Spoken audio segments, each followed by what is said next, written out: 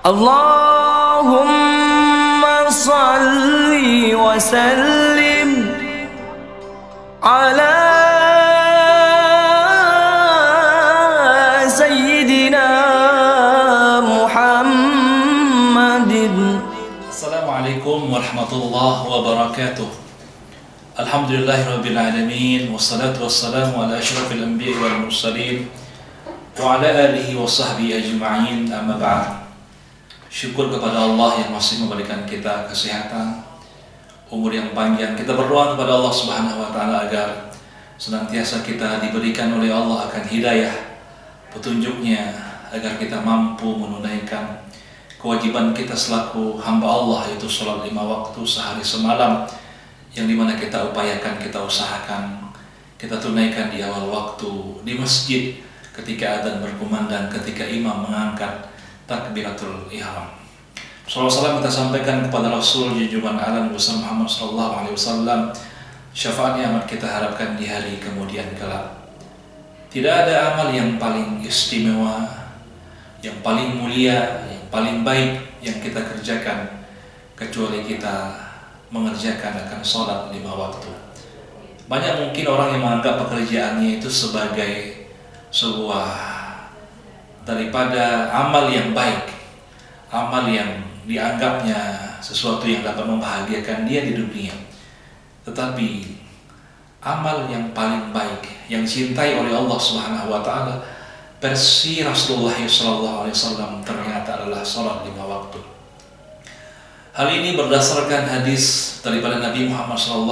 Ada seorang sahabat bertanya kepada Rasul. Ini hadis sahih dari Bukhari dan Muslim dalam kitab sahih keduanya, menyebutkan ayul a'mali habbu ilallah, wahai Rasulullah, amal apakah yang paling dicintai oleh Allah? Maka kemudian Rasulullah SAW menyebutkan as-salatu ala waqtiha, yaitu salat tepat di atas waktunya. Hadirin rahimakumullah, Allah telah menentukan salat 5 waktu itu dengan waktu-waktu yang telah ditetapkan oleh Allah. Innas salata kanat 'alal mu'minina kitaban mawquta. Sesungguhnya salat itu bagi orang-orang yang beriman adalah di mana Allah telah menetapkan akan waktunya. Salat yang paling baik atau amal yang paling dicintai oleh Allah adalah di mana kita menyegerakan panggilan Allah Subhanahu wa taala. Ketika azan pertama kali berkumandang, kita mendatangi tempat sholat kita. Ketika muazin menyebutkan hayya 'alas shalah, mari menuju ke tempat sholat. Maka tidak ada yang mulia yang harus kita dahulukan kecuali panggilan azan tersebut. Kita sahuti, kita tinggalkan semua pekerjaan kita. Kalau kita mendahulukan pekerjaan kita, berarti kita lebih memilih dunia ketimbang memilih daripada apa yang Allah sukai. Kalau kita memilih tempat tidur kita, kita lelap dengan tidur di waktu pagi, di waktu subuh kita ketika azan berkumandang, berarti kita memilih tempat tidur kita ketimbang daripada apa yang Allah sukai. Begitu pula dengan rutinitas dunia yang lainnya.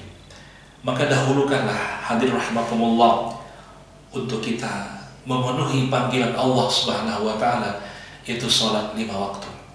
Karena hadis ini menggambarkan kepada kita bahwa amal yang paling Allah sukai itu adalah salat 5 waktu yang kita kerjakan di awal waktu.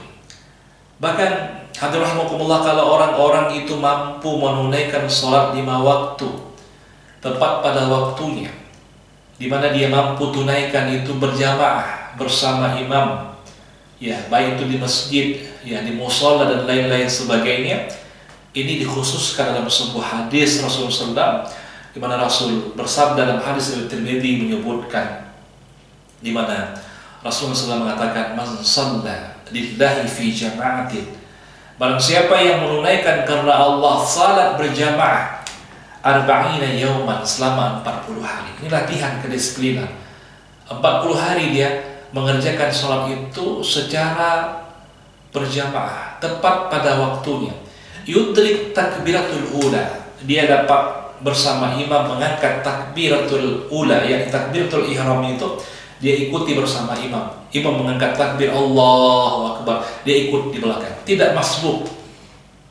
Maka apa yang Allah akan berikan kepada dia?